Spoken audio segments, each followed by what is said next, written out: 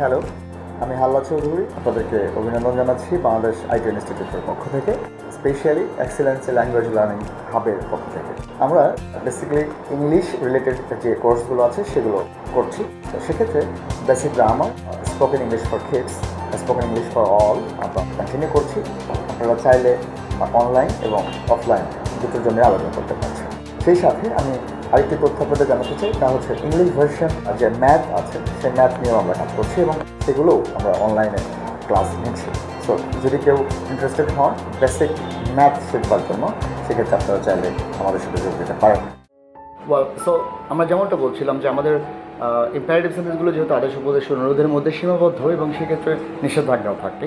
তো কিছু ওয়ার্ড আছে যেগুলো এমনিতে নেগেটিভ, সো আমরা এখানে নট ব্যবহার না করলে চলছে, অথবা আমরা যেগুলো নেগেটিভ সেন্টেন্স থেকে ইনডাইরেক্ট করবো, দ্যাট ইজ ডাইরেক্ট থেকে, সেখানে নট টু ব্যবহার করে আমরা ডাইরেক্ট স্পেস থেকে ইনডাইরেক্টে আসতে পারছি। Thank you so much. Have a look here.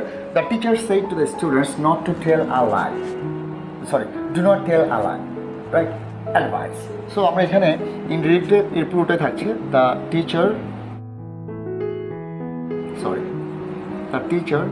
Advised to the students not to tell a lie, right?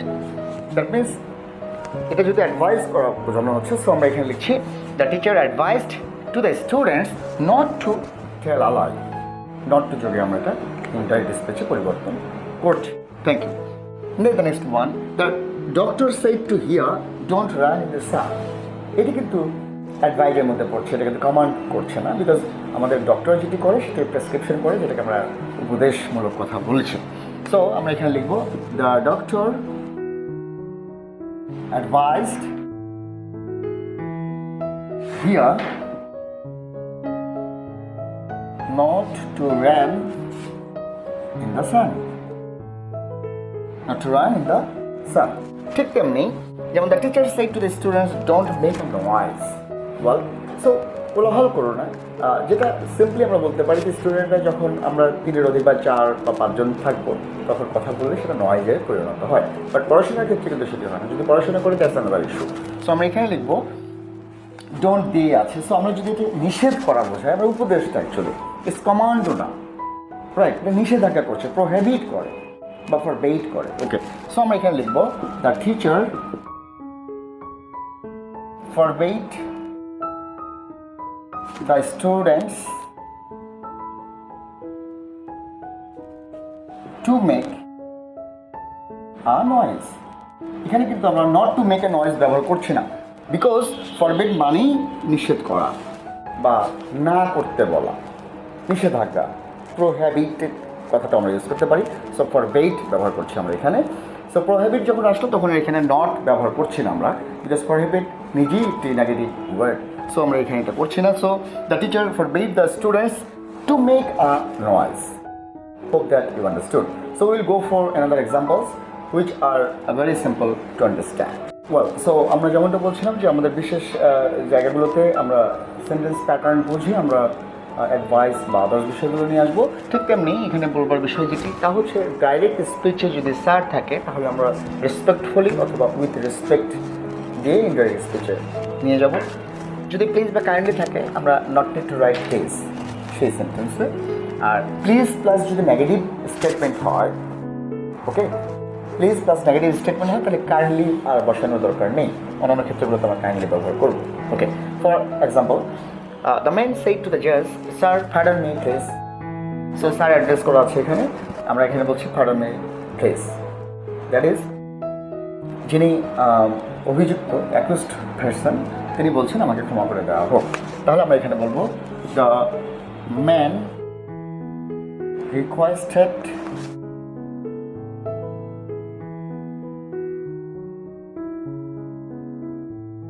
requested the judge respectfully to pardon him kindly. ওকে, আমরা এভাবে লিখতে পারছি যে the man requested the judge respectfully to pardon him kindly. Thank you so much. So আমরা এখানে এটার ব্যবহার করছি। On the other hand, the bookseller said to Hina, "Ma'am, please take this grammar book." Okay, so আমরা এখানে যেটা দেখতে পাচ্ছি দ্যাট ইজ একটা প্রস্তাব দিচ্ছে অ্যাকচুয়ালি যে আপনি এই বইটা নিতে পারেন। এক্ষেত্রে যেহেতু প্লেস কথাটা ব্যবহার হয়েছে সেক্ষেত্রে আমরা যেভাবে এটা করবো তাহলে আমরা বলছি the book seller requested Hina to take that grammar, this থাকলে দ্যাট হয়ে যাচ্ছে, okay, that grammar kindly. Okay, so আমরা এখানে একটা পজিটিভনেস বা একটা যেটাকে সফটনেস বলতে পারি সেভাবেই ডাইরেক্ট থেকে ইনডাইরেক্ট স্পিচে পরিবর্তন করলাম। Okay, the next one is here side to Hina, please give me a glass of water. Please give me a glass of water, যেটা আমরা হর হামেশাই ব্যবহার করতে পারছি এই শব্দগুলো বা এই ধরনের সেন্টেন্সগুলো। এক্ষেত্রে আমরা যদি এটাকে ডাইরেক্ট থেকে ইনডাইরেক্ট করতে চাই তাহলে আমরা লিখব হিয়া requested Hina to give her that is here a glass of water kindly. Okay, এখানে আমরা কাইন্ডলি ব্যবহার করছি to show the politeness. Thank you so much. আমি আশা করছি আপনারা এটা বুঝতে পেরেছেন। এরপরের যেটি আছে যে সেন্টেন্সটি তা হচ্ছে Riya said to Hiya, okay, please don't talk to me. এখানে দেখুন প্লিজ যুক্ত রিপোর্টেড স্পিচ বাট এটা নেগেটিভ, যাতে সামন ফিল ইরিটেশন, আপনি যদি ইরিটেশন ফিল করেন তাহলে ডোন্ট যুক্ত প্লিজ হলে আমরা কিন্তু পরের কাইন্ডলি কথাটা ব্যবহার করব না। Okay, the indirect speech will be Riya requested here to talk to her. Ria requested here to talk to her means তার সাথে কথা যাতে সে না বলে এটা অনুরোধ করলো। সো এই ক্ষেত্রে কিন্তু রিপোর্টেড স্পিচে যদি নেগেটিভ স্টেটমেন্ট থাকে যেটি বলছে প্লিজ প্লাস নেগেটিভ, এমনটা যদি হয় তাহলে কিন্তু আমরা কাইন্ডলি ব্যবহার করব না, to change it from direct to indirect speech. Hope that you understood in how we will change from direct speech to indirect speech the sentences which are belongs to imperative sentence. Okay, so a lot of sentences are here. আমরা যেটা করব সেটি হচ্ছে রিকোয়েস্টের কথা যেমন বললাম, যেমন প্রপোজের কথা বললাম, বা যেমন অ্যাডভাইজিংয়ের কথা বললাম, যেমন ফরওয়ার্ডের কথা বললাম, বা আদার্স যে বিষয়গুলো বললাম, সব কিছুর মূলে আমাদের যে বিষয়টি আমাদেরকে ভাবতে হবে বা আমরা যেভাবে এটা চুজ করব তা হলো যে আমরা দেখে নেব যে ওই সেন্টেন্সটি আসলে কোন ধরনের এক্সপ্রেশন দিচ্ছে। এবং যেহেতু আমরা যখন ডাইরেক্ট স্পিচ থেকে ইনডাইরেক্ট স্পিচে পরিণত করছি বা পরিবর্তন করছি তখন কিন্তু ওই সেন্টেন্সগুলো আর অন্য কোনো ফরমেশনে থাকবে না, যেটি হয়ে যাবে স্টেটমেন্ট বা অ্যাসার্টিভ সেন্টেন্সে। এটা হতে পারে either negative or affirmative, no matter, but সবগুলো সেন্টেন্স বা সব ধরনের সেন্টেন্সগুলোই আমাদের পরিবর্তিত হয়ে অ্যাসার্টিভ সেন্টেন্স এ চলে আসবে। So thank you so much, I hope you understood this examples and we have more examples for this sentence. Thank you. এরপরে যেমনটা দেখছি যে সকল ক্ষেত্রেই স্যার থাকলে আমরা যেমনটা বলছিলাম যে রেসপেক্টফুলি অর উইথ রেসপেক্ট দিয়ে আমরা এটা করতে পারি। ভিন্ন ভিন্ন ক্ষেত্রে যেটা আসতে পারে সেটি হচ্ছে for example the officer shouted to his main hold means থামো, তার মানে অফিসার শাউট করলো যে তোমাদেরকে থামতে বলা হচ্ছে। সো এই ধরনের ক্ষেত্রে আমরা কিন্তু এটাকে আর ওইভাবে নিতে পারছি না, যেমনটা নিতে হবে আমাদেরকে দ্য অফিসার shouted এর জায়গায় আমরা নিয়ে আসবো ordered. Okay, the officer ordered his men to halt. Okay, that is the officer shouted to his men halt.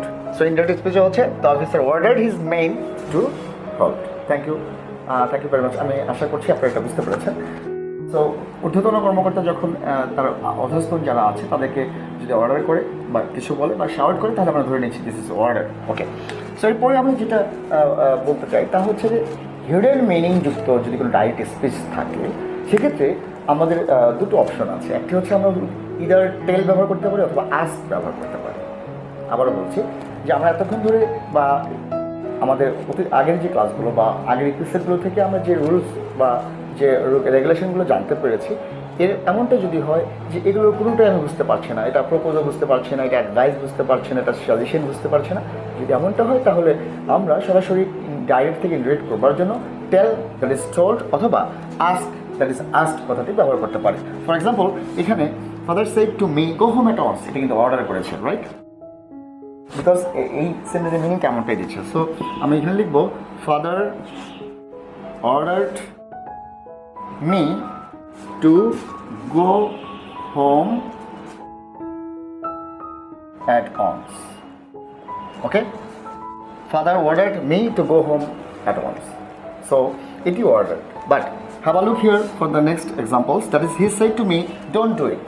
তো এটা আসলে আমাকে প্রস্তাব করলো না অ্যাডভাইস করলো না নাকি অর্ডার করলো, এমনটা যদি আমি বুঝতে না পারি তাহলে আমরা দুভাবে করতে পারি এটাকে। নাম্বার ওয়ান, আমি এটা করতে পারি যে হি said to, that is, he asked me don't do it, so not to do that আমরা এভাবেও করতে পারি। ওকে, দ্যাট ইজ আস্ক ব্যবহার করতে পারি। অর আমরা লিখতে পারি he told me not to do that. So it থাকলে দ্যাট হয়ে যাচ্ছে। সো আমরা এটা দুভাবে করতে পারি। যদি আমরা এই মিনিংগুলো না বুঝতে পারি তাহলে আমরা আস্কড অথবা টোল্ড দিয়ে ইনডাইরেক্ট স্পিচে পরিবর্তন করতে পারি। And the last one is Akash said to me sir don't go home নাও। এক্ষেত্রে আমি যেটা বুঝতে পারছি এটা কিন্তু পলাইটলি শো করছে যে এখন আপনি যাবেন না, রাইট? সো আমরা এখানে বলবো যে আকাশ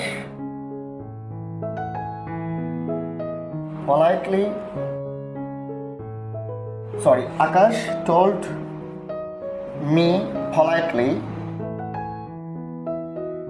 not to go home then. ওকে, নাও আছে, সো এটা পরিবর্তন হয়ে দেন হচ্ছে। সো এখানে আমরা যেটা দেখতে পাচ্ছি যে হ্যাঁ, এখানে একটা খার্সি মেনটেন করছে, সৌজন্যবশত অথবা পলাইটলি বলছে। তো সেক্ষেত্রে Akash said to me sir don't go home now, তাহলে এটা ইনডাইরেক্ট হয়ে যাচ্ছে Akash told me politely not to go home then. So thank you very much. I hope you understood all the rules and regulations as well as others of imperative sentence. আমাদের এই excellence language learning হাবের যে মোটো তা হচ্ছে education is not opportunity but it's right. So আপনি খুব সহজেই অফলাইনে class করবার জন্য আমাদের সাথে যোগাযোগ করতে পারেন এবং আমাদের জন্য এখন যেটি হচ্ছে বিশেষ ডিসকাউন্ট দেওয়া হচ্ছে শিক্ষার্থীদের জন্য, সেক্ষেত্রে আমরা আশা করব যে আপনারা এটাকে গ্রাব করবেন। সেই সাথে অনুরোধ করছি নিয়মিত আমাদের যে ক্লাসগুলো হয় বা আমরা যে আপলোডিং করছি যে ক্লাসগুলো, এগুলো নিয়মিত পাওয়ার জন্য আপনারা অবশ্যই আমাদের চ্যানেলটি সাবস্ক্রাইব করবেন।